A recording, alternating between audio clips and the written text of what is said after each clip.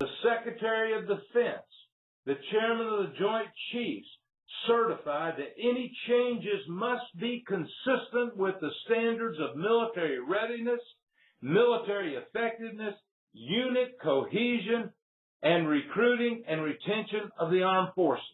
And believe me, folks, so far,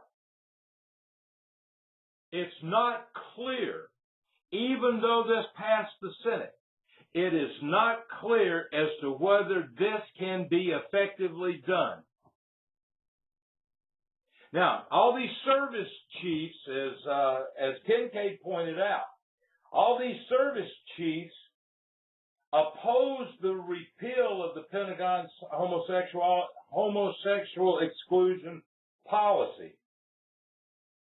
So, if they are committed to a swift implementation of policy, as our president has said, I've got to believe that that implementation is being done under pressure from the president. Now, I'm going to tell you, all you got to do is you've got to do some reading, and you'll find out on Crimes Against Liberty and some books like this that will tell you more about the President of the United States, that he dictates to his people. He bullies. He pushes around. He does what he has to do in order to get done what he wants done. So he wants this done quickly. I haven't really figured out why yet. But I really wasn't looking at it from a why does he want this done quickly. I was looking at it primarily from a standpoint of he is trying to govern this law through regulation and not letting the law take its natural course of what it's supposed to do. And it begs the question, is the president encouraging a false certification in order to get a quick implementation just to please the homosexuals that are his supporters? Is he asking the Joint Chiefs to lie? Will they go along with it? But guess what? These are real and legitimate questions. But you've not even heard this story remotely in the media. You've not heard this story in the media. Why? Because you see, the media has probably read The Power of the President, Recommendations to Advance the Progressive Change, because they are progressives. They want government control. I really hadn't figured this out. The problem is 60 days after certification is made, 60 days after the certification is made, Congress gets to review the proposed changes. Hey, somebody did something good. 60 days and Congress gets to review. So that means, and that's from the time it is certified. So if Obama is pushing hard on the Joint Chiefs to certify this thing, will Representative McKeon, who's the incoming House Armed Services Committee chairman of it, will he have the opportunity to quiz these Joint Chiefs of Staff about illegal White House pressure? And if questionable means are being taken to push the acceptance of homosexuals into the military. This is real interesting. It's real interesting that a Sunday story all of a sudden points out to us that Barack Obama is pushing the military. He's not governing by laws. He's governing by regulation. And that is a whole lot different than the way he's supposed to be doing things. We're not through with this discussion yet. It's kind of a deep discussion. We've probably, been like in just a few minutes talking about it, almost an hour. It's time to have a little bit of fun.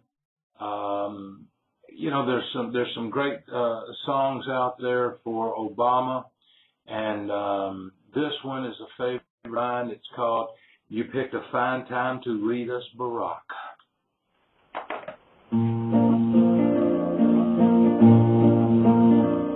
Well, instead of just leading, his heart's out there bleeding, campaigning and raising his fund.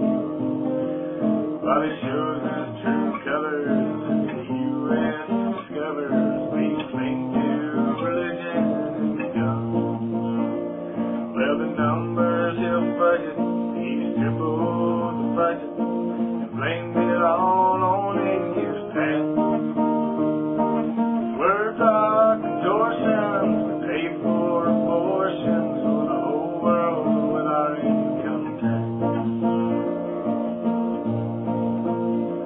But he'll take care of their health by spreading around your wealth, giving kickbacks to acorn class. Well, with all that he's doing makes the Soviet Union and Cuba not sound all that bad. Here's revolution, 'cause that small constitution might throw him out flat on his back. While he's out smoking menthol, he's cussing Rush Limbaugh, 'cause Limbaugh won't cut him no slack. You think it's time to lead us, Barack, abandoning our mission of freeing Iraq. Not sure on Afghanis won't bomb the Iranians till the U.S. gets blown off the map. You picked a fine time to lead us, Barack. Well, he's already deemed us all right-wing extremists to pay for our capitalist sin. White House full of left taxes, raising every tax, and Carter all over again. But being president is so hard when you roll like a retard and tell the whole country like that. But if he gets in trouble, just blame it on double. You Bush number 2, that's a fact. You picked a fine time to lead us, Barack, abandon our mission of freeing Iraq. Not sure on Afghanis won't bomb the Iranians till the U.S. gets blown off the map. You picked a fine time to lead us, Barack. I guess my brother's keeper don't go too much deeper than his brother still sucking kidney blood shots.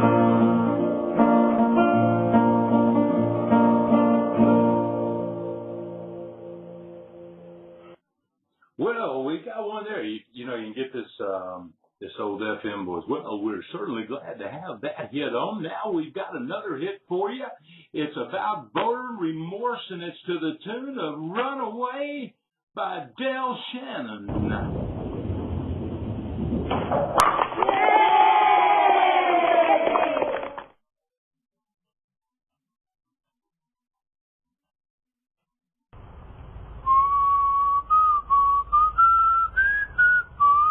And in other news, Barack Obama signed cap and trade. He what?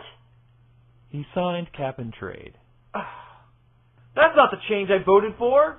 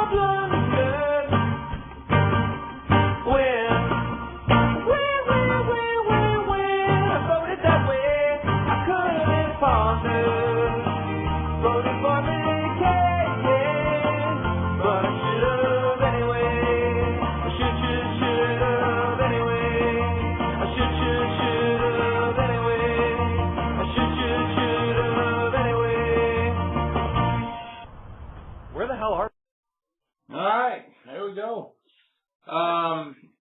We've been talking about for the first hour. We've been talking about this Obama governing by regulation, and on a story that I started on for the show last week and was going to do last Thursday, and started the last Thursday show, and now I have so much more to go with it.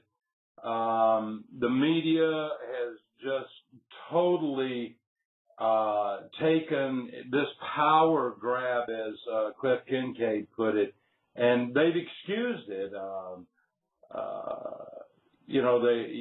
The first example we've given from today's media, from today's reading, was the Joint Chiefs and this don't ask, don't tell policy being rescinded, and how Obama is writing the regulations for that. And while it calls for a period of time for this to go in, Obama wants it to go in immediately, swiftly, I think was his word. But that's not the only one that we have to talk about. I mean, surely goodness, you didn't think that would be the only one we would have that, with a guy like this, because, I don't know, what did they call it during World War II? A blitzkrieg? Wasn't that the German blitzkrieg? I think the Obama administration is on a blitzkrieg. I mean, the Department of Labor is working, with their attorneys, and they're just circumventing the law. They're circumventing the courts. They're circumventing Congress. And the Department of Labor has over 400 attorneys, and they've got an agenda. And if you didn't know the agenda, some of the things